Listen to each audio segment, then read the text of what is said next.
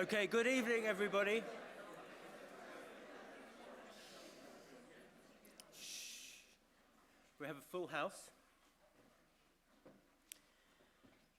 The first kings must have been dead kings. So welcome to the inaugural event of the SOAS Center for Ethnographic Theory and the inaugural AM Hocart lecture, which we are privileged to have Marshal Sahlins deliver. I wish to extend a welcome to you all, but also a welcome to all of those who are watching the live stream, which is being filmed from over there. So hi, wherever you might be. My name is Edward Simpson, and I'm Professor of Social Anthropology here at SOAS, and I'm Chair of the Centre for Ethnographic Theory. The deputy of this centre is my colleague Fabio Gigi, who's conveniently standing there so you can see him, to whom you're all indebted for his display of both fortitude and moxie in putting together this event. You might have to look that one up. We both warmly welcome you to SOAS for this double inauguration and ritual of consecration and indeed celebration. The Centre for Ethnographic Theory was established in part as an institutional partner for the society which publishes the journal How. The aim of the Centre is to network and facilitate events at SOAS in which ethnography is the focus and generating force of social theory. We have a series of exciting occasions planned, including the Gift Love Festival tomorrow, a day on the anthropology of play in amid the blossoms of May. We have infrastructure as the leaves fall later in the year, and hospitality in the run-up to Christmas. The batting order for this evening will be opened by Giovanni De Col, who is the editor-in-chief of the journal How. He will introduce our speaker, Marshal Sahlins, who will in turn deliver the first AM Hocart lecture. This will be followed by a summary by David Graeber. There will be no questions at the end, and conversation will spill into the wine reception upstairs. Arthur Maurice Hocart was born in 1883 in Belgium. The Guernsey family, who remain alive today, prefer the pronunciation Hocart, but I think we're going to stick with Hocart. His father was a high church clergyman, but became a Wesleyan Methodist. Hocart's father was a Wesleyan minister, but became a Unitarian. Hocart read what we would now gloss as classics at Oxford, graduating in 1906, and making a conversion of his own to anthropology sometime later. His first ethnographic research was in the Pacific as a member of the Percy Sladden Trust expedition to the Solomons, along with W.H.R. Rivers. He spent a number of years in Fiji.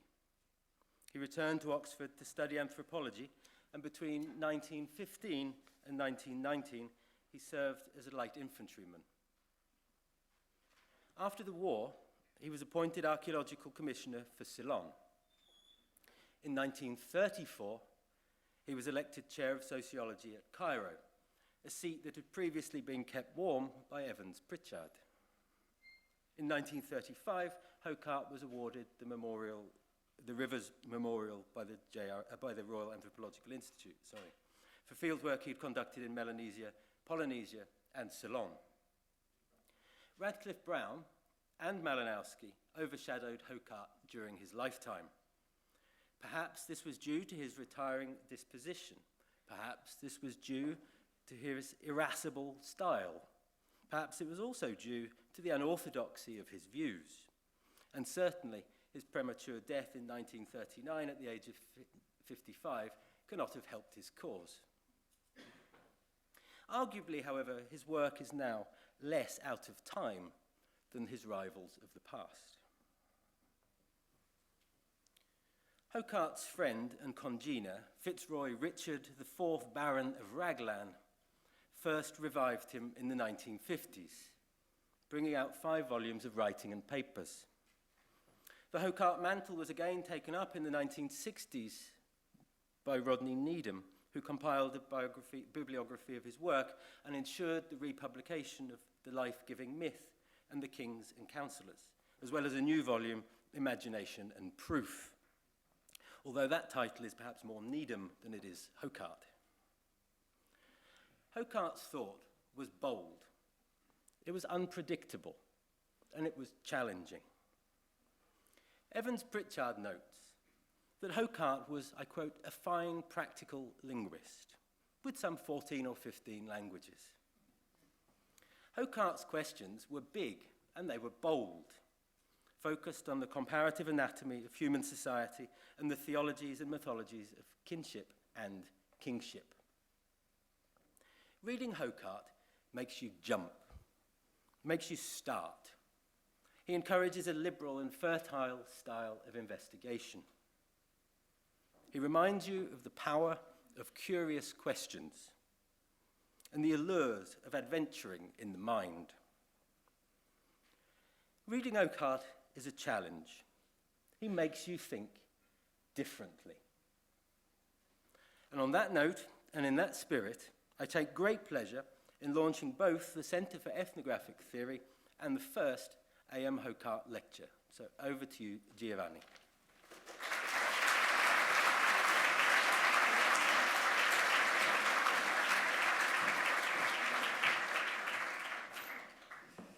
Wow.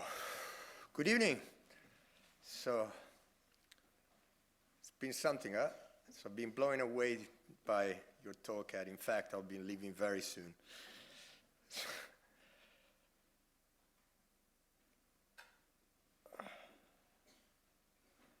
There are men whose plungent minds call to us like sirens.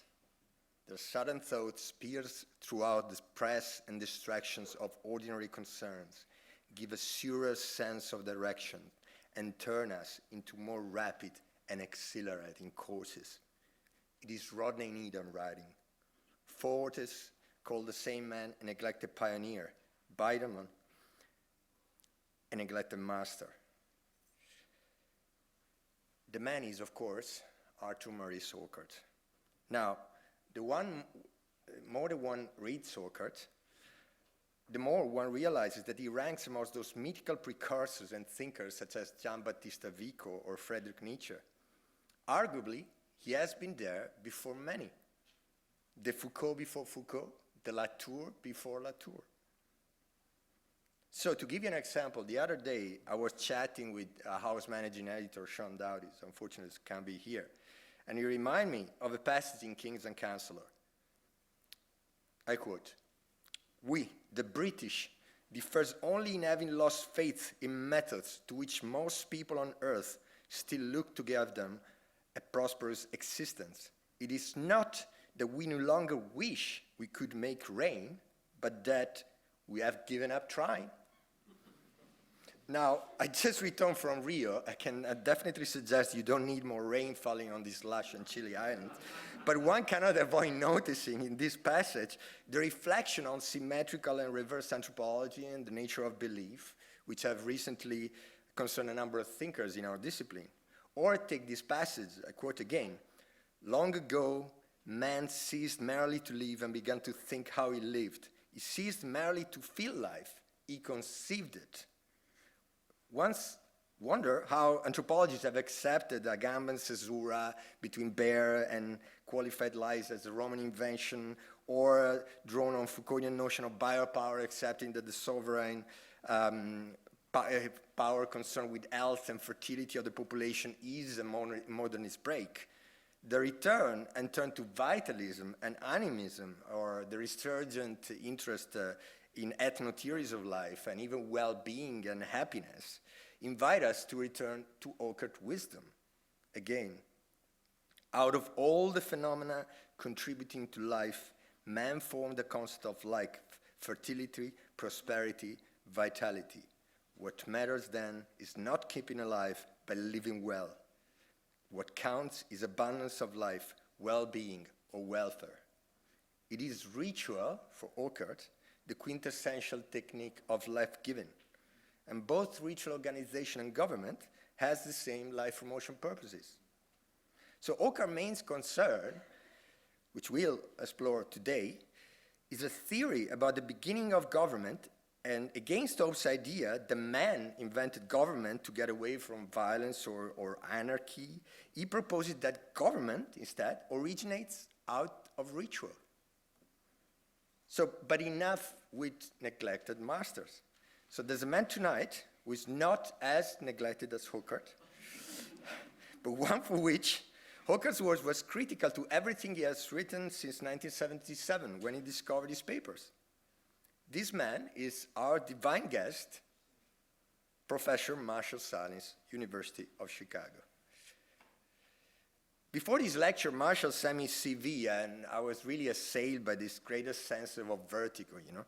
So I could list, but I won't, all his endless awards, honor receipts, 6 doctorate honoris causas, all memorial lectures from Fraser, Ackley, Brown, Mintz, Firth, Wolf, and name it. And even his career as anti-war protester, activist, and public intellectual, from the Chagnon case to the daring exposure of the ambiguities surrounding the institution of the Confucius Institute. Is inarguably one of the most influential figures in anthropology in the last 50 years.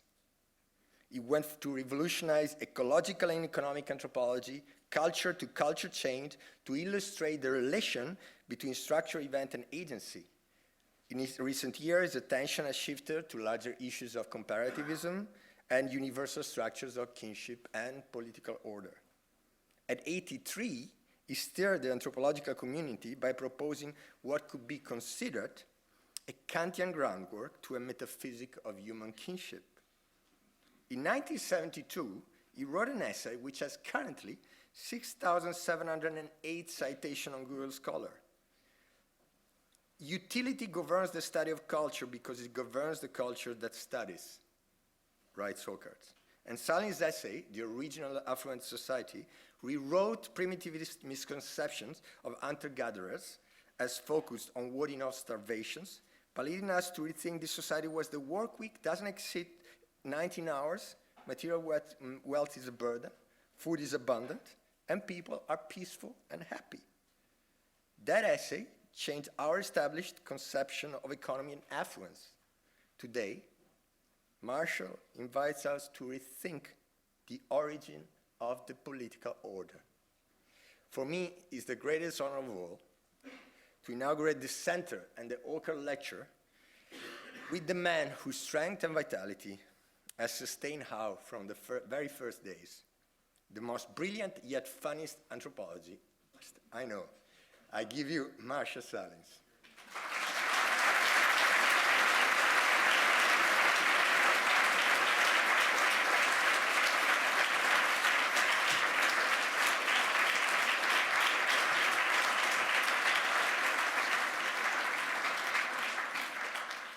I would be less than generous if I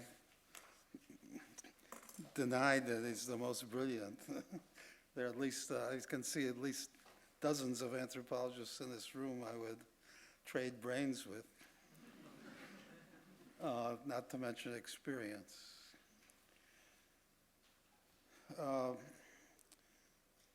I guess the best thing I can say about the career is that longevity is a good career move. Or in any case, it's, as they say, better than the alternative. So let me just launch into the lecture. I'm not going to say much about Hocart's life, but a lot about Hocart's anthropology, because as the first sentence says, I am a Cartesian, a Hocartesian. I want to follow Hocart's lead in freeing oneself from anthropological conventions by adhering to indigenous traditions. How could we make any progress in the understanding of cultures, ancient or modern, he asked, if we persist in dividing what the people join and in joining what they keep apart? This paper is an extended commentary on the Hocartesian meditation encapsulated in Kings and Counselors by what he called the straightforward equivalence, king equal God. I mean to capitalize on the more or less explicit temporality entailed in the anthropological master's exegesis of this equivalence, as when he speaks of the king as the vehicle or the abode, the substitute, the repository, or the representation of the god. The clear implication is that gods precede the kings who effectively replicate them, which is not exactly the common social science tradition of cosmology as a reflex of sociology. Kings are human imitations of gods rather than gods of kings. That was the dominant view in Christendom for a long time before the modern celestialization of sovereignty as an ideological expression of the real political order. From Augustine's notion of the earthly city as an imperfect form of the heavenly city, to Carl Schmitt's assertion that the significant concepts of the modern state are, quote, secularized theological concepts, human government was commonly considered to be modeled on the kingdom of God. Based on his own view of the ritual character of kingship, which Giovanni mentioned, however, Hocart's thesis was more far-reaching culturally and historically, namely that human societies were engaged in cosmic systems of governmentality even before they instituted anything like a political state of their own. I read from the preface of Kings and Counselors. The machinery of government was blocked out in society long before the appearance of government as we now understand it. In other words, the functions now discharged by king, prime minister, treasury, public works, etc., were originally part not of a system of government, but of an organization to promote life, fertility, prosperity, by transferring life from objects abounding in it to objects dependent on it. In effect, Hocart speaks here of a cosmic polity, hierarchically encompassing human society, since the life-giving means of people's existence were supplied by supernatural, I'm giving that in quotes, supernatural beings of extraordinary powers. A polity thus governed by so-called spirits, though they had human dispositions, often took human bodily forms, and were present within human experience. This paper is a follow-up. The project is to take the Cartesian thesis beyond kingship to its logical and anthropological extreme. Even the so-called egalitarian or acephalous societies, including hunters such as the Inuit or Australian Aboriginals, are in structure and practice cosmic polities, ordered and governed by divinities, ancestors, species masters, and other such meta-persons endowed with life and death powers over the human population. There are kingly beings in heaven where there are no chiefs on earth. For Hobbes notwithstanding, the state of nature is already something of a political state. Indeed, it follows that taken in its social totality and cultural reality, something like the state is the general condition of humankind. It is usually called religion. For example, the next section is called, for example, Chewang and Inuit. Is there any water? Can I?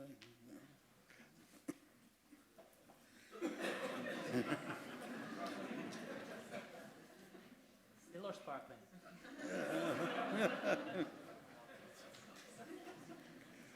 Still or? It's plain.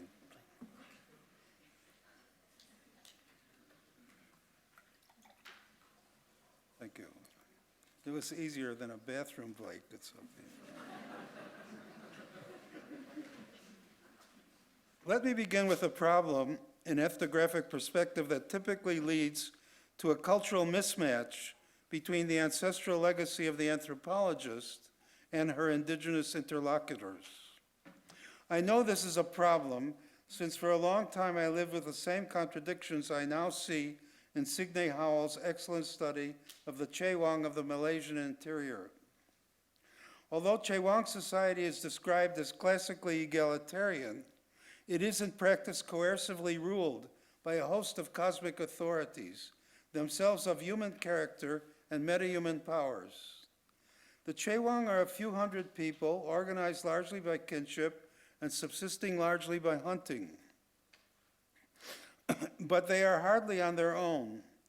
They are set within and dependent upon a greater animistic universe, comprised of the persons of animals, plants, and natural features, complemented by a great variety of demonic figures, and presided over by several inclusive deities. Though we conventionally call such creatures spirits, Che Wang respectfully regard them as people. Indeed, quote, people like us, or our people. The obvious problem of perspective consists in the venerable anthropological disposition to banish the so-called supernatural to the epiphenomenal limbo of the ideological, the imaginary, or some such background of discursive insignificance. That is, by comparison to the hard realities of social action. Thus dividing what the people join, we are unable to make the conceptual leap implied in Howell's own observation that, I quote, the human social world is intrinsically part of a wider world in which boundaries between society and cosmos are non-existent, end quote. So while on the one hand, Howell characterizes the Che Wang as having no social or political hierarchy or leaders of any kind, on the other, she describes a human community encompassed and dominated by potent metapersons with powers to impose rules and render justice that would be the envy of kings. Cosmic rules, Howell calls them, I reckon both for their scope and for their origins. The metahuman persons who mandate these rules visit illness or other misfortune, not excluding the penalty of death, on Che Wang who transgress them. I quote, I can think of no act that is rule neutral, Howell writes. Taken together, they refer not just to selected social domains or activities, but to the performance of regular living itself, end quote. Yet though they live by these rules, Che Wang have no part in their enforcement, which is the exclusive function of, quote, whatever spirit or non-human personage is activated by the disregard of a particular rule, end quote. In other words, something like a rule of law sustained by a monopoly of force among hunters.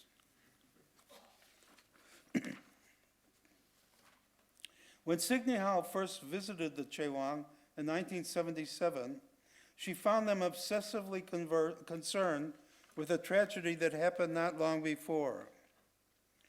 3 people had been killed and 2 injured for violating a weighty taboo on laughing at animals, a prohibition that applied to all forest creatures, the breach of which would potentially implicate all Che Wang people. The victims had ridiculed some millipedes that entered their lean-to that night, and a terrific thunderstorm followed, which uprooted a large tree that fell upon them. Here it deserves notice that while the Che Wang profess to abhor cannibalism, like animist hunters generally, they nevertheless subsist on people like us, their animal prey. Likewise, similar to other hunters, they manage the contradiction by the ritual respects they accord wild animals, in this case, by the prohibition on ridiculing forest creatures. Excuse me. And thereby positioning these creatures outside of familiar human relations, and apparently then erasing the cannibal implications from overt consciousness. If the punishment for laughing at millipedes seems disproportionate to the crime, it is clearly less so with regard to the generic taboo, which in effect interdicts the consumption, or the consumption, I should say, of people like us. Since the forest animals are not really like us, we can beat the cannibal rap. Anyhow, death for laughing at millipedes should not seem strange to us. For 2,000 years, Christians have suffered deeply because Adam broke a taboo on eating apples. For 1 apple, they got a life sentence at hard labor, with time off only in the form of a mandatory death penalty. The severe punishments for disrespecting forest creatures among Chewang originated with certain immortals of the above and below, the male thunder god Tanko and the female original snake whose abode is in the primordial sea under the earth, and who is most responsible for maintaining rules of this type. There were never any humans the like of Tanko and the original snake among Chewang themselves. No such human powers, whatever the conventional wisdom says about divinity as the mirror image of society. Tanko lives in the sky, whence the thunder he unleashes on taboo violators is aptly said to be the sound of him laughing at the human predicament. His thunderbolts are also known to punish incest, causing severe joint pain and, if the behavior persists, death.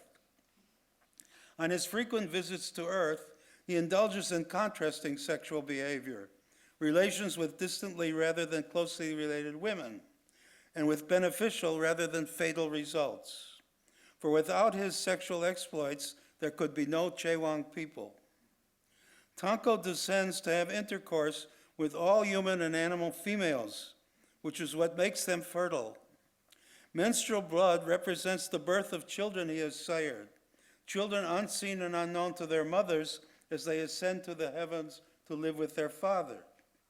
The semen of human males, however, is unable to procreate children until Tanko is copulated with the women concerned, which is to say until they have menstruated, from which it follows empirically that the god was indeed the condition of the possibility of human reproduction.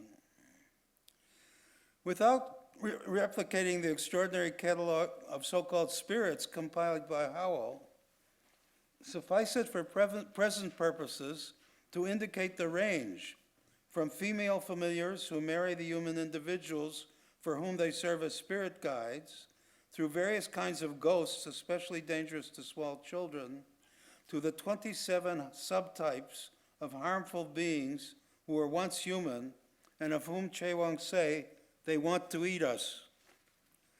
It is not exactly what one would call a simple society, let alone an egalitarian one. I hasten to reply to the obvious objection that the potent deities of the Chewang represent the effects of a long history of relationships with coastal Malay states by noting that similar cosmologies are found among basically similar societies situated far from such influences. For an initial example, the Central Inuit. Of Inuit in general, it is said that a person should never push himself ahead of others or show the slightest ambition to control other people, and in particular of the Netzilik of the Central Canadian Arctic, that, quote, there were no lineages or clans, no institutionalized chiefs or formal government. On the other hand, of the same Netzilik, Knud Rasmussen writes, the powers that rule the earth and all the animals and the lives of mankind are the great spirits who live in the sea, on land, and out in space, and in the land of the sky. There are many and many kinds of spirits, but there are only three really great and really independent ones. And they are Nuliajuk, Narsuk, and Takkek. These three were looked upon as directly practicing spirits, and the most powerful of them all is Nuliajuk, also known as Sedna, the mother of animals and mistress both of the sea and land. At all times she makes mankind feel how vigilantly and mercilessly she takes care that all souls, both animals and humankind, are shown the respect that the ancient rules of life demand.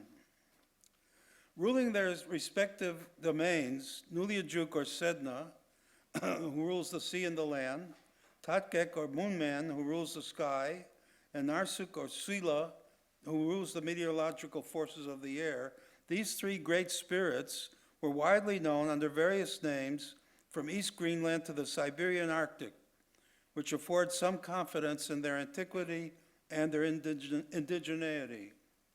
While complementary in territorial scope, they varied in salience in different regions.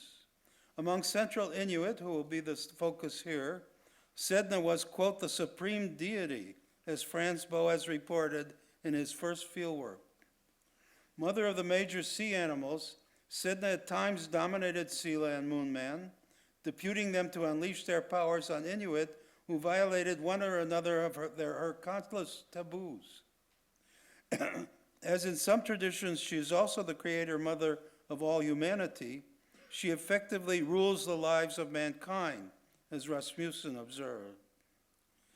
Now, scholars perennially agonize over whether to consider the likes of Sedna as gods.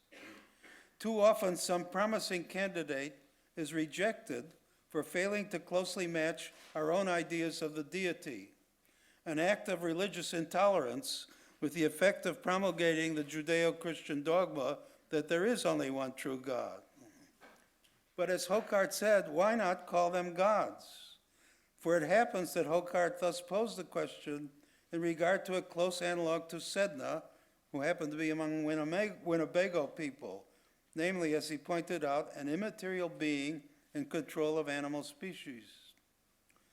More than just a species master, however, Sedna, Sela, and Moonman had the divine attributes of immortality and universality.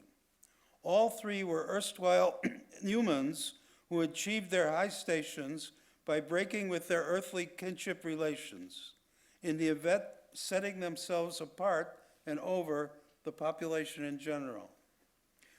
Various versions of Sedna's origin depicted her as an orphan, as mutilated and sacrificed by her father, and or as responsible for his death. The Moonman's divine career featured matricide and incest with his sister. Sela left the earth when his parents, who were giants, were killed by humans. Much of this is what Luc Doesch identified as the exploit in traditions of stranger kingship, the crimes of the dynastic founder against the people's kinship order, by which he at once surpasses it and acquires the solitude necessary to rule the society as a whole, free from any partisan affiliation.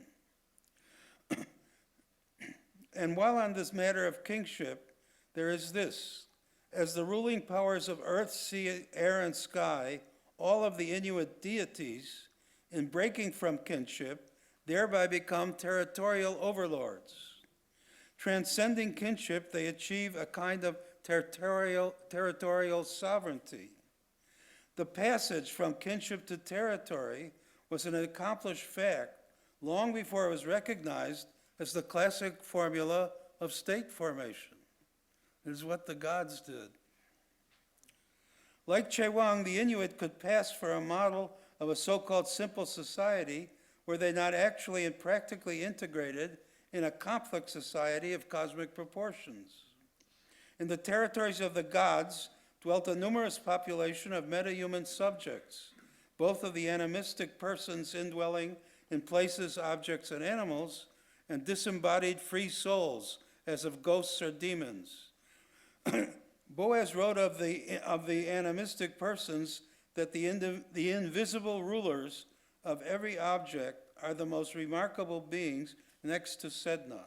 Everything has its Inua, I-N-U-A, parenthesis, owner. All across the Arctic, from Greenland to Siberia, people know and contend with these Inua, a term that means the person of the noun that precedes it. So Sela Inua would be the person of the air, for example. Or it's man, as Bogaris translates the Chukchi cognate, explaining that a human life spirit is supposed to live within the object. Could Plato have imagined the perspectival response of Chukchi to the allegory of the shadows on the wall of the cave? Because, I'm quoting, even the shadows on the wall, they say, constitute definite tribes and have their own country where they live in huts and subsist by hunting. Note the repeated report of dominion over the thing by its person. Everything has its owner. Just so the gods themselves, as indwelling masters of their own domain, like Sela Inua, the person of the air, had something akin to proprietary rights over its natural inhabitants. As the ethnographer, the anthropologist Usen observed, quote, an Inua was an anthropomorphic spirit that was usually connected to an object, place, or animal as its spiritual owner or double.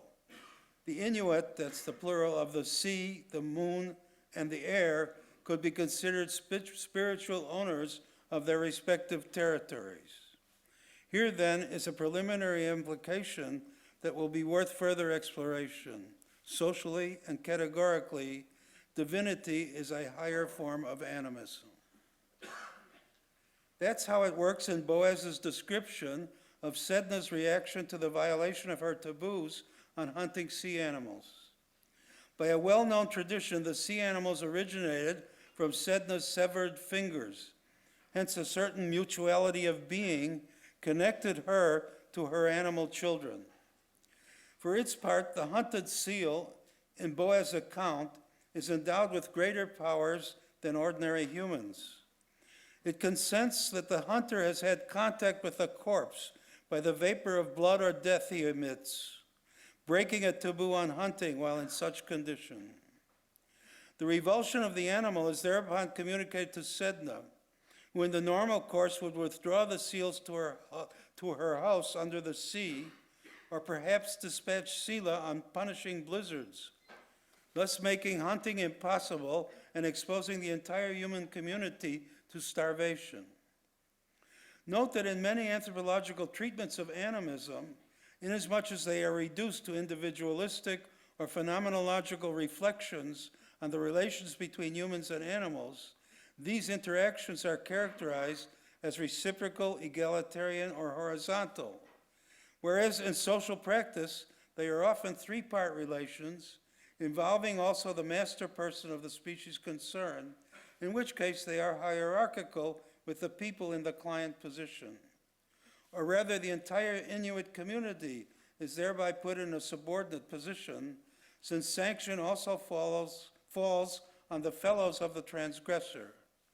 And as the effect is likewise generalized to all seals, the event thus engages a large and diverse social totality presided over by the ruling goddess. In the same vein, the many and intricate taboos shaping Inuit social life entail a submission to the metaperson others who mandate them, whether they are systematically honored or for whatever reason they are violated.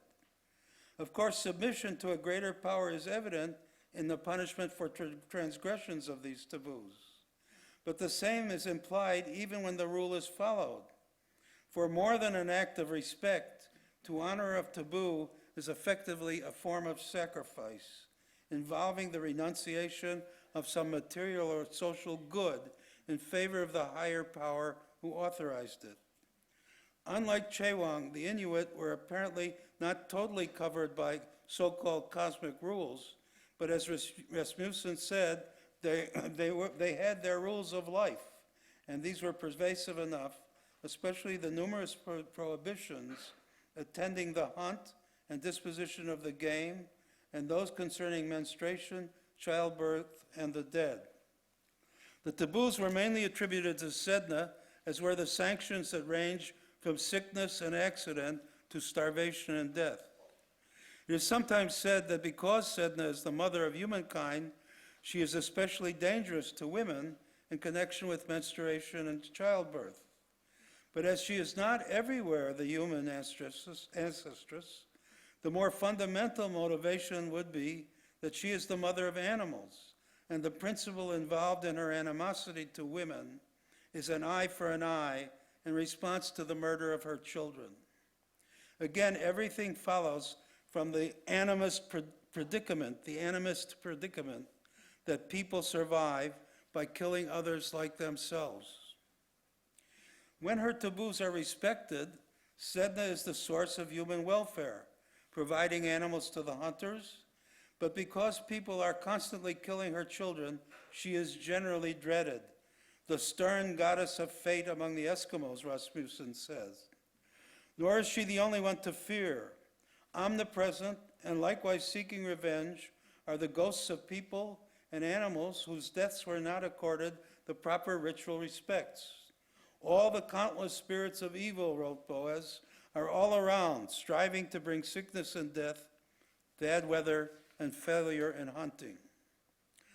Now Hobbes spoke of the state of nature as all that time in which, I'm quoting, men lived without a common power to keep them all in awe. Yet in Rasmussen's account of the Inuit, who could be said to approximate that natural state, I quote, mankind is held in awe. That is, by the fear of hunger and sickness inflicted by the powers governing them. A word on terminology. Hereafter I use the Inuit term Inua as a general technical term for all animistic forms of indwelling persons, whether of creatures or things, and whether the reference is singular or plural. I use metaperson preferably and metahuman alternately for all those beings usually called spirits, including gods, ghosts, ancestors, demons, Inuit, and so forth. Aside from direct quotations, spirit will appear only as a last resort of style or legibility, and then always in quotation marks, for reasons to which I now turn. Next section is called, Why Call Them Spirits? Sometime before Hocart was asking, why not call them gods, Andrew Lang in effect asked of gods, why call them spirits? Just because we have been taught that our God is a spirit, he argued, that is no reason to believe that what he called the earliest men thought of their gods that way. Of course, I cannot speak here of the earliest men, all those suggestive allusions to the state of nature notwithstanding, but only to some modern peoples off the beaten track of state systems and their religions. For the Inuit, the Chewang, and similar others, Lang would have a point. Our own native oppositions between the spiritual and the material, and between spirit and human, for them do not apply. Neither do they radically differentiate an other world from this world. And let me say here, and try to demonstrate for the rest of the paper, the implications are world historical. For if these metaperson others are in the same reality with humans, exerting life and death powers over them, then they are the dominant figures in what we habitually call politics and economics in all the societies that are so ontologically constituted. Just so in the New Guinea highlands, surrounded and outnumbered, above, below, and on earth, by ghosts, clan ancestors, demons, earthquake people, sky people, and the many Inuit of the wild, the people of Mount Hagen called Mboam spend their lives, I'm quoting, completely under the spell and in the company of spirits. The spirits rule the life of men. There is simply no profane field of life where they don't find themselves surrounded by a supernatural force. That's from Weistham and Tichenor, early missionaries in the area. Yet if the other world is thus omnipresent around Mount Hagen, it is not then an other world. These people, we are told, quote, do not distinguish between the purely material and purely spiritual aspects of life. The metapersonal powers are palpably present in what is actually happening to people, their fortunes, good or bad. Hence, Frederick Barth's own experience among the Bakhtaman in the western highlands of New Guinea. I'm quoting him. The striking feature is how empirical, underlined, italicized, how empirical the spirits are, how they appear as very concrete, observable objects in the world, rather than ways of talking about the world, end quote. Mutatis mutandis, in the Amazon forest, Eduardo Viveros de Castro comes to the same perception of the gods and dead as imminently present for the Arawete people. Listening to the nocturnal songs of shamans, summoning these metaperson others to the village, the ethnographer writes, I came to perceive the presence of the gods as the reality or source of example in every minute routine action. Most important, it was through these that I could describe the participation of the dead in the world of the living. The presence of gods, in daily life is astonishing. For each and every purpose, they are cited as models of action, paradigms of body ornamentation, standards for interpreting events, and sources of news, end quote. The general condition of the cohabitation of humans and their metapersonal alters in one real world is their psychic unity, their mutual and reciprocal status as subjects. As Viveros de Castro says, there is no way to distinguish between humans and what we call spirits. Rather, the so-called spirits are so many heterogeneous species of the genus Homo. Quote, human beings proper are a species within a multiplicity of other species of human beings who form their own societies. Their own societies. This reference to the perspectivism that Viveros de Castro has made normal anthropological science is an important clue to the mutual participation of humans, gods, ghosts, animal persons, and others in the same cosmic society. Going back to New Guinea for a moment, consider the minimalist perspective of the Kaluli people for whom spirits and humans of common human origins are thereby mutually perceived as reflections are to the things reflected. There is no substantial difference between them, from which follows Edward Schieffelin's report that, I'm quoting, this is not a supernatural world. For the Kaluli, it is perfectly natural. Neither is it a sacred world, for it is virtually coextensive with and exactly like the world in which Kaluli inhabit, subject to the same forces of mortality. They do not regard it with particular awe. In the unseen, everyone has a reflection in the form of a wild pig that roams invisibly on the slopes of Mount Posavi. The man and his wild pig reflection live separate existences, but if something should happen to the wild pig, the man is also afflicted. If it is caught in a trap, he will be disabled. If it is killed by hunters of the unseen, he dies.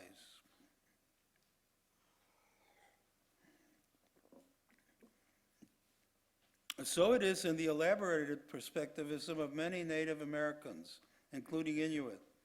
In consequence of differences in their perceptual apparatus, both people and animals live unseen to each other in their own communities as fully human beings, bodily and culturally, even as each appears to the other as their animal form. As matters of perception, the differences between people and animals are not as such ontological. In Lockean terms, the differences are only secondary qualities, due rather to perception than to the thing thus perceived. The common ethnographic observation that because the non-human persons are generally invisible, they must inhabit a different, quote, spiritual reality, is a cultural non sequitur for Kaluli and other perspectivists. One should not separate what the people join if you want to understand how they manage in a world where their own humanity is likewise unseen by subjects of other kinds. Siberian shamans know that the evil spirits they battle are shamans who attack themselves for being evil spirits. From perspectivism, it also follows that the societies of Arwete, Kaluli, Chukchi, and their similars are even more complex than heretofore supposed. For the socius then includes all those other communities, not only of the animal Inuit, but also the villages of the gods and the dead, all of which are likewise cultural replicas of human communities. A lot of social intercourse goes on between humans and the meta-human persons with whom they share the earth, as well as with those who people the heavens and the underworld. Apart from shamans, even ordinary humans may travel to lands of the metaperson others, as conversely the latter may appear among people in human form. Human and non-human persons are often known to intermarry or negotiate the exchange of wealth when they are not eating one another. Next section is called Social Relations of People and Metaperson Others. A woman sits in the corner of her house whispering to a dead relative. A man addresses a clump of trees. When an illness or misfortune occurs, a father or neighbor will break knotted strips of cordyceps leaf, talking to the spirits to find out which one is causing trouble and why. This passage is one of many that exemplify how Roger Kiesig makes good on the introductory premise of his fine monograph on the Kwayo people of Malayata, namely, quote, to describe Kwayo religion in a way that captures the phenomenological reality of a world where one's group includes the living and the dead, where conversations with spirits and signs of their presence and acts are part of everyday life. This lecture takes about 10 minutes longer than an hour. Anybody want to leave, please leave. Don't dribble out. Beyond conversations with metaperson others, from Alayata and elsewhere come reports of humans entering into customary social relations with them. Inuit know of many people who visited villages of animal persons, even married and lived among them, some only later and by accident discovering that their hosts were animal Inuit rather than Inuit humans. A personal favorite of mine is the Caribou Man of the northern Algonquins. In one of many similar versions, Caribou Man was a human stranger who was seduced by a caribou doe, went on to live with and have sons by her, and became the ruler of the herd. French-Canadian trappers were not off the mark in doubling Caribou Man le roi des caribous. As the story rehearses the archetypal stranger king traditions of dynastic origin, down to the mediating role played by the native woman and her foundational marriage to the youthful outsider. Beside the hierogamic experiences of Chewan women and the marriage of the gods with dead Aroete women, there are many permutations of such interspecies unions, some patrilocal, some matrilocal, some enduring, and some ended by divorce due to homesickness. Then there was the Mian man from New Guinea, who beside his human wife, formed a polygynous arrangement with a dead woman from a different descent group. The dead wife lived in a nearby mountain, but she gardened on her husband's land and bore him a son. Don Gardner, who tells this story, also relates of the time that the Ulap clan of the Mian men saved themselves from the Ivek enemies by virtue of a marital alliance with their own dead. The Ivek people were bent on revenge for the death of many of their kinsmen at Ulap hands. Sometime before, the big man of the Ulap and his counterpart among their dead, who lived inside the mountain on which Ulap were settled, these two exchanged sisters in marriage. When the big man of the dead heard that the Ivek were threatening his living brother-in-law, he proposed that the two Ulap groups, living and dead, should exchange the pigs they had been raising for each other and hold a joint feast. In the course of the festivities, the ancestral people became visible to the Ulap villagers, who were in turn rendered invisible to the Ivek.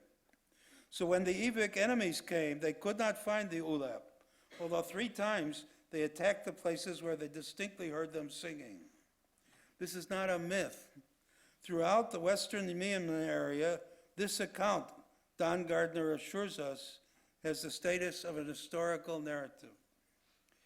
We need not conclude that relations between humans and their metaperson counterparts are everywhere and normally so sympathetic. On the contrary, they are often hostile and to the people's disadvantage, inasmuch as the predicament noted earlier of the Inuit is broadly applicable. The animals and plants on which humans subsist are essentially human themselves. Although some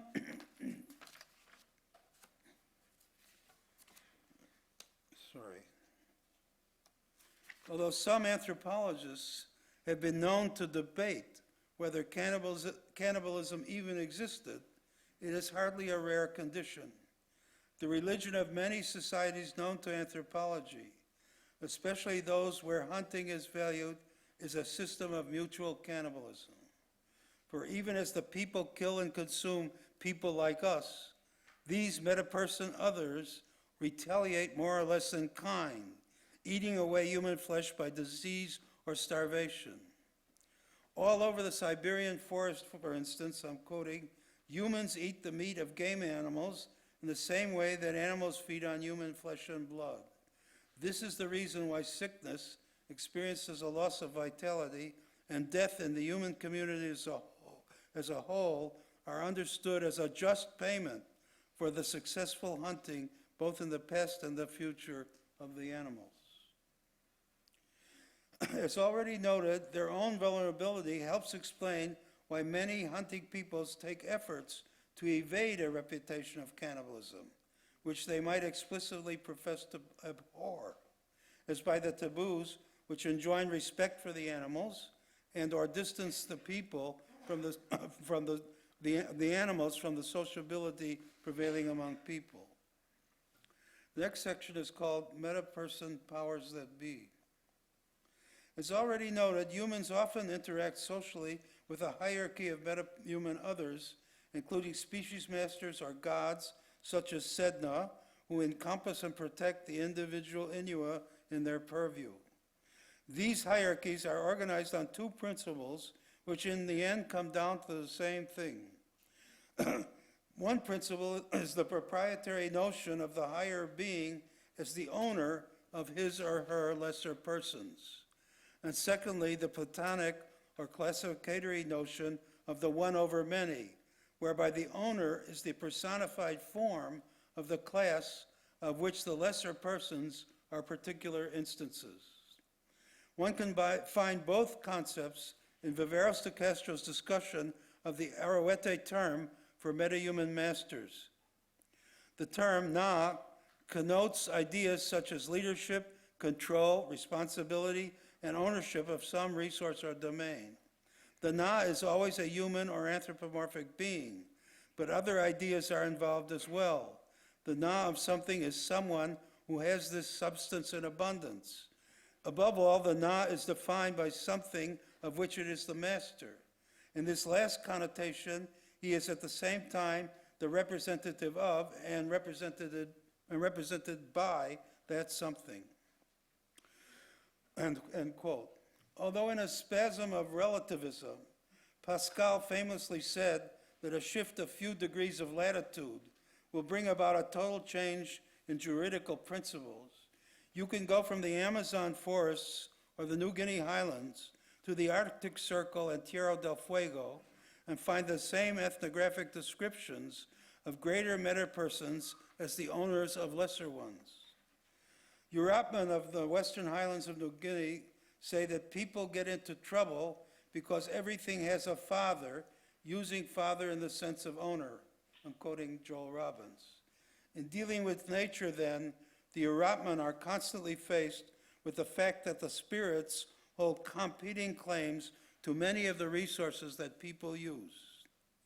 Parenthetically, this is not the first indication we have that the spirits own the means of production, an issue to which we will return. Among Haganers, the Stratherns relate, all wild objects and creatures are owned by spirits and can be referred to as their pigs, just as people hold domestic pigs. Similarly, in the Siberian Arctic, large natural domains such as forests, rivers, and lakes had their special owners, as Bogaris called them. The forest master familiar to Russell Yukagir had what he called absolute power over the animals. He could give them away as presents, lose them at cards, or round them up and cause them to depart the country. Not unusual either is the compounded hierarchy of meta-human owners, composed of several levels of animistic figures, as among the Tupi-Guarani peoples, where species masters are included in the domains of forest masters, who in turn belong to the godly owners of the entire social territory. The chain of command is not necessarily respected in punishing human offenders, but it is quite a bureaucracy. But as I say, and so have others, this sense of a belonging to a more inclusive power can be read as membership in the class of which the owner is the personified representative. That is, as a logical and theological modality of the Platonic one over many. The ordering principle is philosophical realism with an anthropomorphic twist, where a named meta-person owner is the type of which the several lesser beings are tokens. Anthropologists will recognize classic studies to this effect. Jeffrey Lienhardt on the totems or divinities who subsumed the forms of their own kind among Dinka, and Evans Pritchard on the newer god Quoth, manifested in a diminishing series of avatars. Parenthetically, as species masters are more widely distributed in the world than totems proper, the latter may be understood as a development of the former. Their totems are species masters under the special influence of descent groups or segmentary formations. E.B. Tyler, in his own well-known wandering minstrel tour of animism, rather like the present paper composed of ethnographic shreds and patches, E.B. Tyler similarly conceived a passage from species deities to higher deities by way of Auguste Comte on abstraction, the abstraction thus entailed, and Charles de Brosse on the species archetype as a Platonic idea. That divinity is a kind of taxonomic animism is not a bad Platonic idea. For the Aboriginal peoples of Northwest Australia, the cult of their great rainbow spirit, Ungud, could be epitomized as Inua all the way down. A bisexual snake identified with the Milky Way, the autochthonous Ungud made the world. Les Hyatt summarized the process this way. Natural species came into existence when Ungud dreamed itself into various shapes. In the same way, Ungud created clones of itself as Wandjina, local versions of Dreamtime ancestors, and dispatched them in various places, particularly waterholes. The Wandjina, in turn, generated the human spirits that enter women and become babies. Ungud is thus an archetype of life itself. In his informative account of the local people, Helmut Petri specifies that the numerous Wandjina were transformed into individual Ungud serpents, such that Ungud appeared in the Aborigines' view at one time as an individual entity, at another time as a multiplicity of individual beings, the one over many, down to the individual human beings, for each person had an Ungud part that came from the Wandjina in their waterhole. It only needs to be added from Nancy Munn's revelatory study of analogous phenomena among Walbury, that in participating intersubjectively in an object world created by and out of the Dreamtime ancestors, human beings experiencing intimations of themselves are always already experiencing intimations of others, those Dreamtime heroes who, quote, are subordinate to them, superordinate to them, and precede them in time, end quote. While clearly different from other societies considered here, these no less egalitarian Australian Aborigines are also no less hierarchical. It's not our idea, Pintubi people told Fred Myers, in regard to the customs and morality established in perpetuity by the Dreamtime ancestors. It's a big law. We have to sit down beside that law like all the dead people who went before us. Next section is called Determination by the Religious Basis. Since as a general rule, the peoples under discussion have only secondary or usufructory rights to the resources owned by metaperson others, it follows that the relations of production entail submission to these other people like us.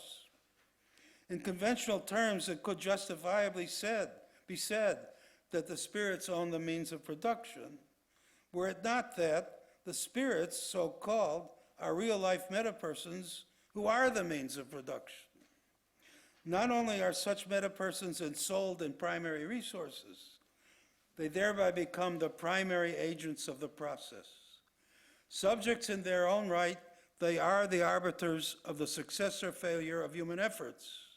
For theirs are the forces, which may be hypostasized as mana, hasida, wakan, semengat, orenda, or the like, the forces that make people's gardens grow, their pigs flourish, and game become visible and available to them. Of course, I am speaking of people's own notions of what there is and how it comes to be, a reality they share with metaperson others, from which culturally follows a certain material praxis. Just so when faced with the assurance of Quayo people that their prosperity is, quote, a result of ancestral support, Roger Keesing refrains from the temptation, I'm quoting, to say that the sacred ancestral processes are a mystification of the real physical world. For in a world where the ancestors are participants in and controlling forces of life, this conveys insights only at the cost of subjective realities, end quote. But why then call them subjective realities? If the ancestors participate in and control the people's everyday existence, if they are empirical, as Frederick Barth might say, the demystification would shortchange the objective realities. Not to worry, however, in due course, with a few pertinent ethnographic notices in hand, I consider what scholarly harm or good would come from crediting such determination by the religious basis. Indeed, it is not as if the producing people had no responsibility for the economic outcome, even apart from their own knowledge and skill. The Inuit shaman explains that no bears have come in their season because there is no ice. And there is no ice because there is too much wind. There's too much wind. Notice all the technical knowledge. There's too much wind because we immortals must have offended the powers. Even so, something can be done. Around the world, the common recourse to this dependence on the owners or agents of people's prosperity is to pay them an appropriate tribute as its sacrifice. Since, quote, spirits are the true proprietors of things, as Marcel Mauss already observed, it is with them that exchange is most necessary. Sacrifice becomes a fundamental relation of production, even as it is a fundamental relation of subordination. These peoples know how to secure benefits from the metaperson powers that be by rendering them their due. A Tifalman man tells how it works. Notice that this is really how the economy is organized, where goods get distributed and so on. When we bring secretly hunted marsupial species into the Anahuac, the men's cult house, during ceremonies, we tell the ancestral relics and the pig bones of feasts gone by, you must take care of us and make our pigs grow fat and plentiful and our taro immense.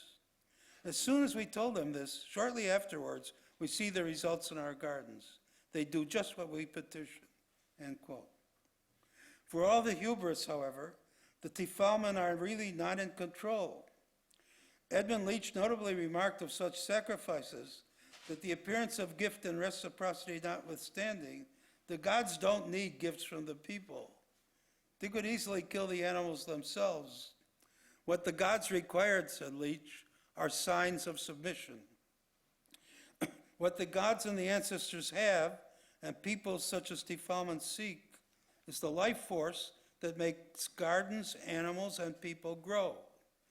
The metahuman powers must therefore be propitiated, solicited, compensated, or otherwise respected and negotiated as a necessary condition of human economic practice.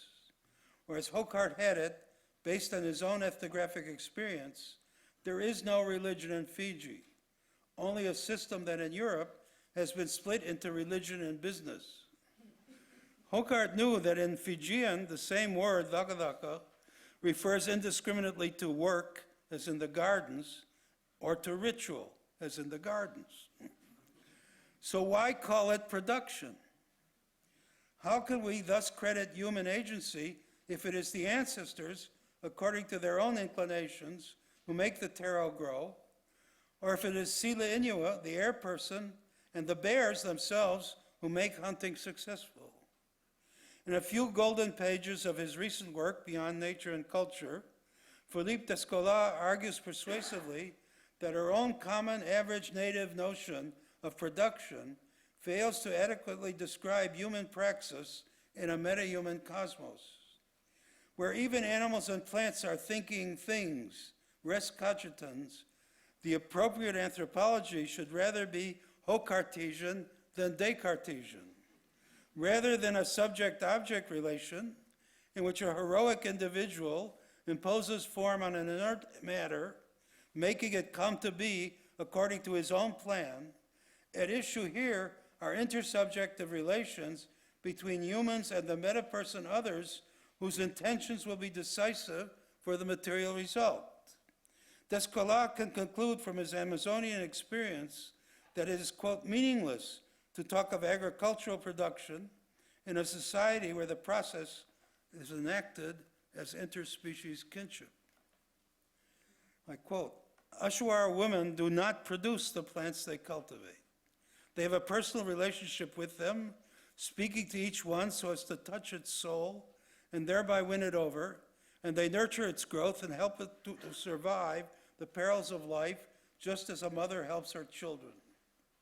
Not to forget either the mistress and mother of cultivated plants, Nankui, described by Descola elsewhere, the goddess whose presence in the garden is the source of its abundance, unless she is offended and causes some catastrophic destruction. The way Simon Harrison describes the process for Manambu of the Middle Sepik in New Guinea, people do not create the crops. They receive them from their ancestral sources. What could pass for production, he puts it in quotes, he writes, are the spells by which the totemic ancestors are called from their villages by clan magicians to make yams abundant, fish increase, and crocodiles available for hunting. For, he writes, yams are not created by gardening, but like all cultivated and wild foods, they came into the phenomenal world by being released from the mythical villages by means of rituals. Note that this is a political economy. This is the important point, or more exactly a cosmopolitical economy, inasmuch as the human credit for the harvest goes to those who gained access to the ancestors by means of their sacred knowledge, the garden magicians, rather than those who knew the right soil for the yams. Further ethnographic notices of the spiritual nature of the material basis are easy to come by. I close with a final one that has the added advantage of developing the notice of human power in a cosmic polity that is raised in Harrison's work. The site will be Melpa and the neighbors of the Hagan region. Here, a variety of metaperson beings, sky people deities, great spirits of the major cults, the human dead, both recently deceased kin and clan ancestors, and the numerous nature spirits, so-called, or Inuit owners of the wild, are the agents of human welfare. I quote another missionary, Hermann Strauss. In trade and economic affairs, in campaigns of war, or at great festivals, any success is seen to be the result of the help of benevolent spirits. Benevolent spirits are said to plant our fields for us and to make our pigs big and fat. They are said to raise the pigs, end quote. The functions of these metaperson kinds are largely redundant. Many are competent to promote or endanger the material well-being of the people. It will be sufficient to focus on a few critical modes of life and death from the metapersons, with a view also to the constitution of human big man power. Whereas the sky people originally sent down humans and their means of existence, it is the recent dead and clan ancestors who are most intimately and continuously responsible for the health and welfare of their descendants. Though for punishing people, they usually enlist the ill-intentioned Inuit of the wild. As recipients of frequent sacrifices, the recent dead protect their kin from accidents, illness, and ill fortune. Quote, they will make the fields and vegetable gardens for us, raise pigs for us, go ahead of us on journeys and trading trips, grant us large numbers of children, stay on our side at every way, end quote. So likewise, on a larger scale, as when a meeting house is built for them, the clan spirits make our fields bring forth, our pigs multiply, protect our wives, children, and pigs from plagues and illness, keep sorcery and evil spirits at bay. But if the gardens are planted without proper sacrifices, the owner spirit digs up the fruits and eats them. By contrast to this constant attention, the great spirits of the collective cults are ceremonially celebrated only at intervals of years. On these occasions, the large number of pigs sacrificed testifies to the deity's exceptional ability to multiply things themselves by protecting the people's growth, fertility, and promoting the people's growth, fertility, and wealth. In such respects, both the dead and the cult deities are particularly useful to big men and would-be big men, that is, as the critical sources of their human power. We rich people, or big men, he's quoting, live and sacrifice to the great female spirit. This enables us to make many pig exchange festivals, mocha. Through this spirit, we become rich, create many children who remain healthy and alive, and stay ourselves healthy. Our gardens bear much fruit. All this the female spirit does, and that is why we sacrifice to it. The Stratherns relate that when a big man goes on a journey to Celeste valuables, he asks his clan ancestors to come sit on his eyelids and induce his trading partner to part with his valuables. Big men are also helped by the ghosts of close relatives, who may be enlisted by partaking of the pig backbone especially cooked for them. The same ancestors and ghosts are with the big man on the ceremonial ground when he makes the prestations that underwrite his fame and his status. In another text, Andrew Strathern notes that traditional Hagan big men had, quote, a multitude of sacred and magical appurtenances, which played an important part from the people's own perspective in giving them the very access to wealth on which their power depended, end quote. Strathern here addresses a range of leadership forms in a variety of Highland New Guinea societies, including Baruya, Dunya, Simbarianga, Kuskusman, and Maring, as well as Melpa, to show that, I quote, the ritual sources of power amount to a Melanesian realpolitik, the condition of possibility of human authority as regards both the practices by which it is achieved and the reason it is believed. All the same, we need not completely abandon historical materialism and put Hegel right side up again. In many cases, one can still speak of economic determinism, provided only that the determinism is not economic. To conclude, we need something like a Copernican revolution in the sciences of society and culture. I mean a shift in perspective from human society as the center of a universe onto which it projects its own forms.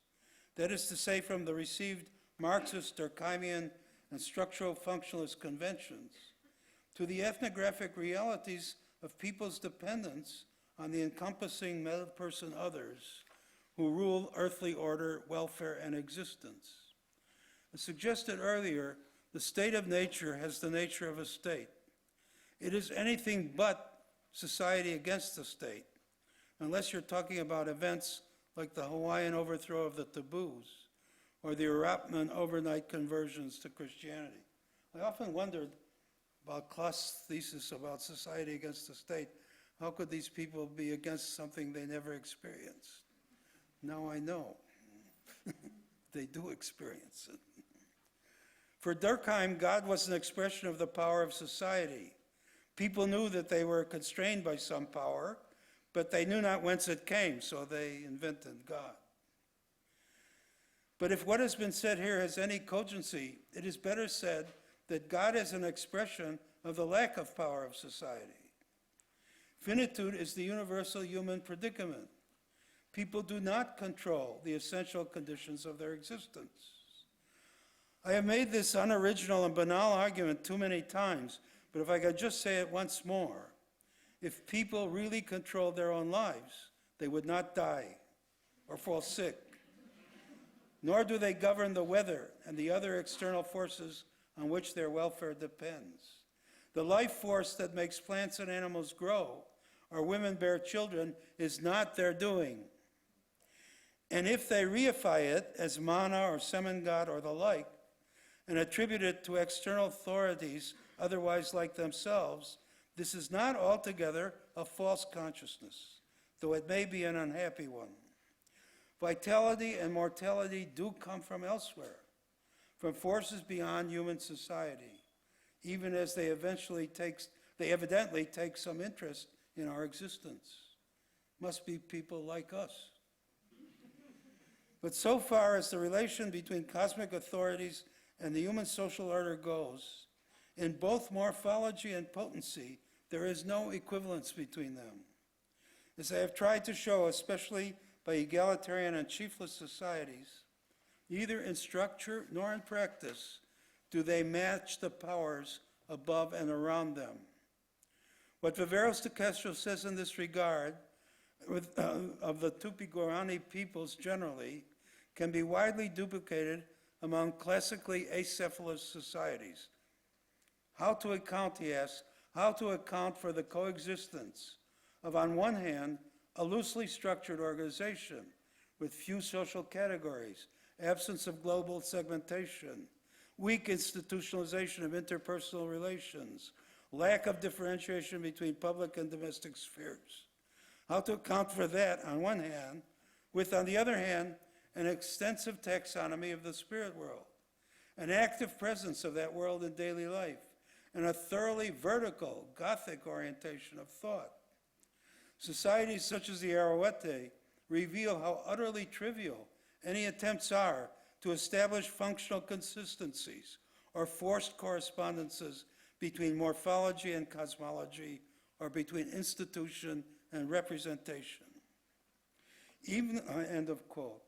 Even apart from the numerous malevolent, shape-shifting beings with superhuman powers of afflicting people with all kinds of suffering, Viveros de Castro describes a society of immortal gods in heaven without equal on earth, who make people's foods and devour their souls, who are capable of elevating the sky and resurrecting the dead, gods who are, quote, extraordinarily splendid, but also dreadful, weird, in a word, awesome, end quote. But they do have shamans, the Arawete, precisely of similar powers, as do many other societies. Even where there are no chiefs, there are often some human authorities, big men, great men, garden magicians, warriors, elders, shamans. Given the basis of their authority, however, these personages are so many exceptions that prove the rule of domination by metaperson powers. For like the Hagan big men, their own ability to command others is conveyed by their service to or enlistment in just such metaperson others. Which brings us back finally to the issue of mystification. Earlier I warned against too quickly writing off the human dependence on gods, ancestors, ghosts, or even seal persons as so much mistaken fantasy. Well, nobody nowadays is going to attribute these notions to a primitive mentality. And from all that has been said here, it cannot be claimed that these beliefs in spirits amount to an ideological chimera perpetrated by the ruling class in the interest of maintaining their power. That is, on the Voltairean principle that there is no God, but don't tell the servants. Here we do have gods, but no ruling class. And what we also distinctly find in these societies is the coexistence in the same social reality of humans with metahumans who have life-giving and death-dealing powers over them. The implications, as I say, look to be world historical. As is true of big men or shamans, access to the metapersonal authorities on behalf of others is the fundamental political value in all human societies so organized. Access on one's own behalf is usually sorcery, but to bestow the life powers of the God on others is to be a God among men. This is to say that claims to divine power, as manifest in ways varying from the successful hunter sharing food or the shaman curing illness to the African king bringing rain, have been the basis of political power throughout the greater part of human history. Alur Shuluk Lovadu, there is more than one African king who reigns but does not govern. R-A-I-N-S, but does not govern. You will have noticed I have come back full circle to Hocart's kings and counselors. Government in general, and kingship in particular, develop as the organization of ritual. Of course, we scholars of a more skeptical or positivist bent are at liberty to demystify the apparent illusions of the others. We can divide up their reality in order to make society autonomous, expose the gods as fantasy, and reduce nature to things, which is what we do when we deny their coexistence in the same reality. To put it in Chicagoese, we may say we know better than them, but if we do, it becomes much harder to know them better. For myself, I am a Hocartesian, not to divide what the people join. Thank you very much.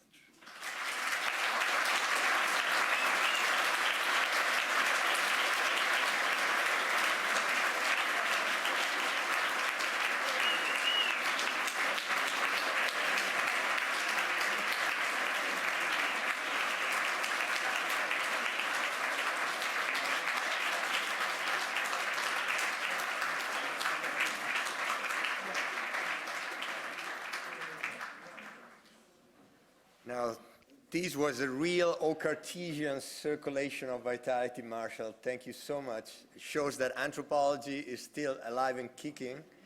And also that you, from Stranger King, you became tonight our Inua.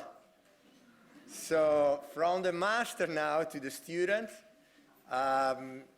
both at Chicago, they met at Chicago, both economic anthropologists, with one made us rethink the concept of affluence, the other made us rethink our notion of debt, where both activists, one in Vietnam anti-war, the other in Occupy Wall Street movement, and both inarguably some of the most influential figure in anthropology today. So I give you Professor David Graeber, London School of Economics.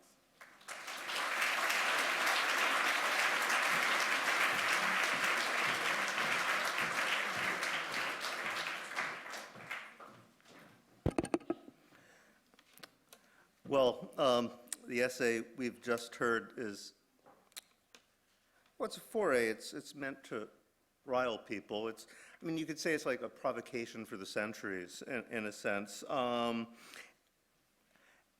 And I want to address it as such. The title sort of gives away what it's about. It's the original political society is obviously an echo of the original affluent society, which was probably the essay which first made Marshall famous, especially outside the anthropology and even outside the academy.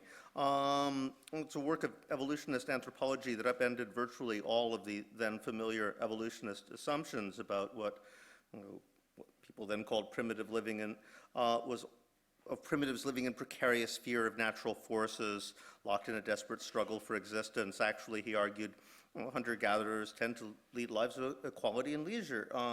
Their material needs are few, therefore so are their wants and worries. From their own perspectives, they live in a world of material abundance. And this theme, let's call it the denaturalization of need, has actually endured throughout, one of the great themes that's endured throughout every twist and turn of a brilliant career. Most brilliantly, I think, in the sustained critique of the theological assumptions behind economic theory. It's all based on a notion of scarcity that's ultimately based on just the kind of assumptions he was laying bare in the original affluent society.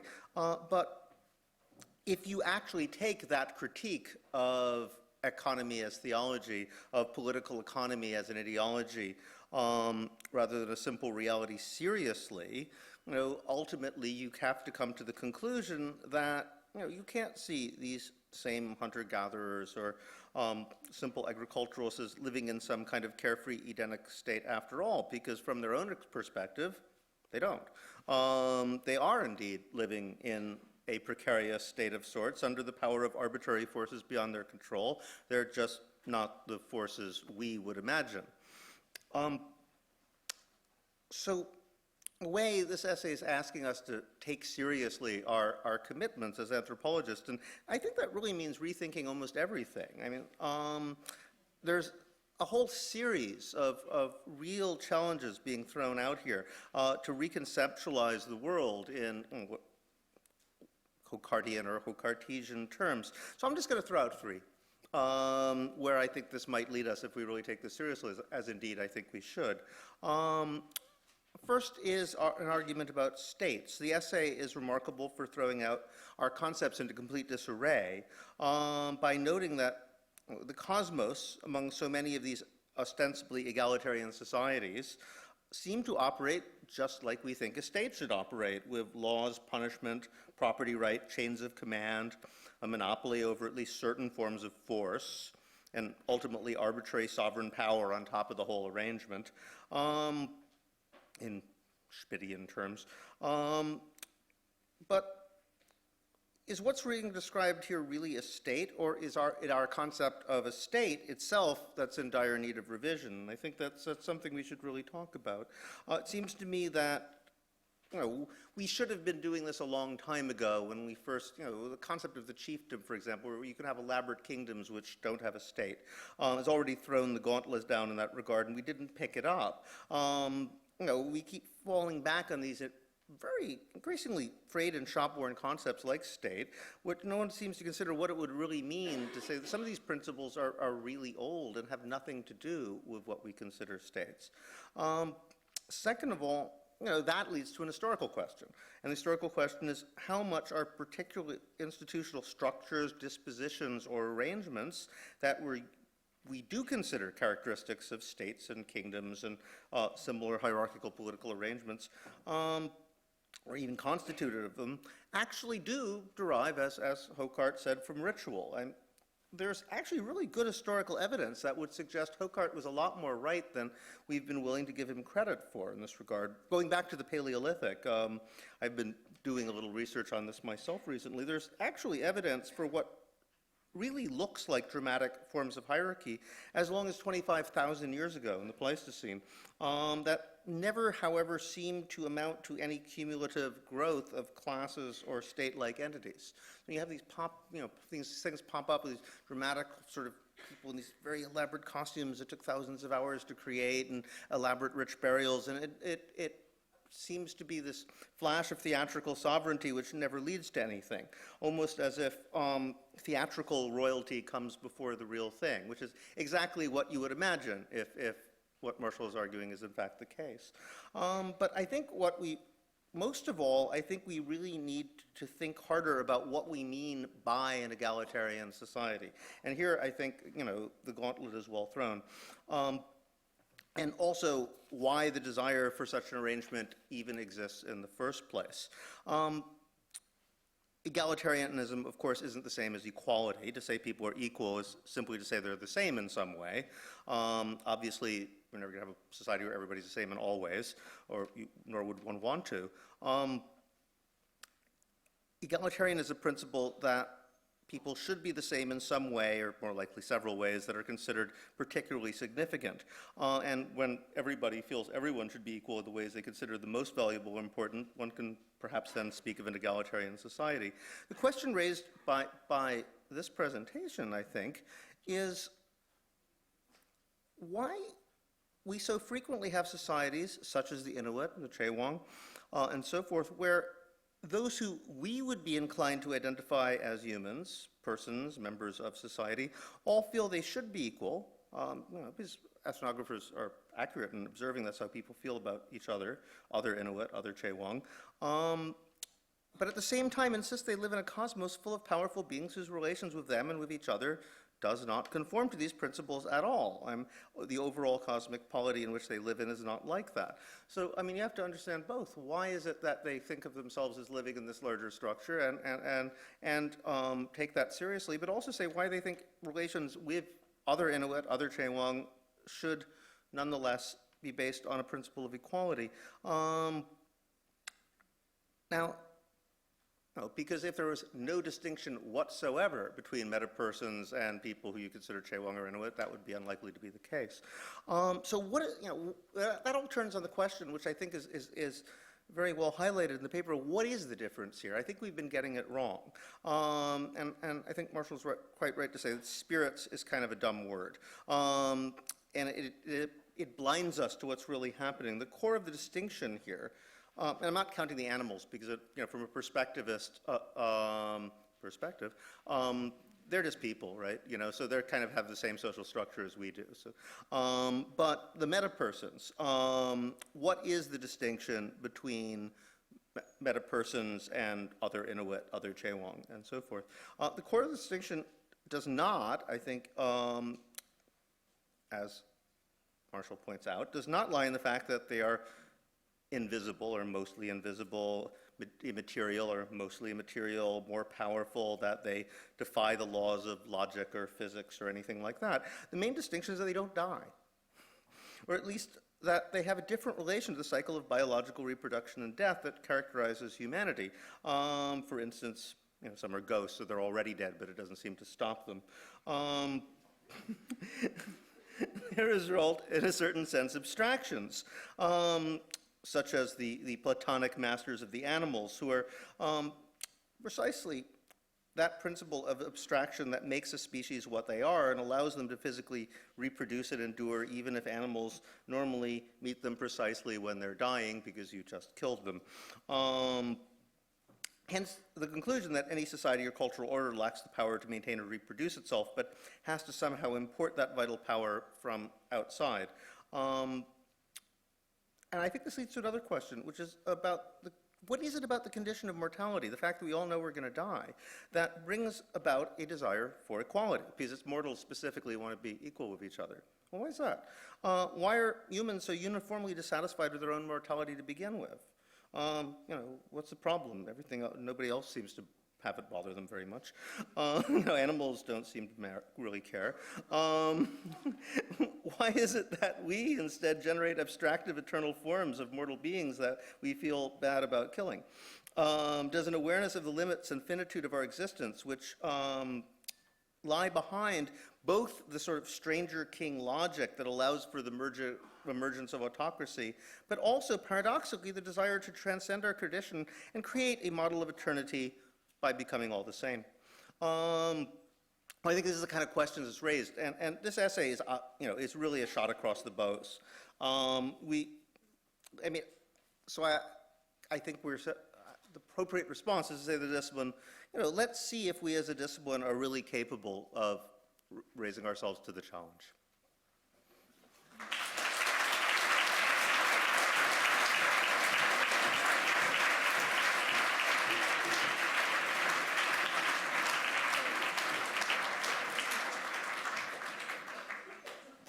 And finally, a health warning.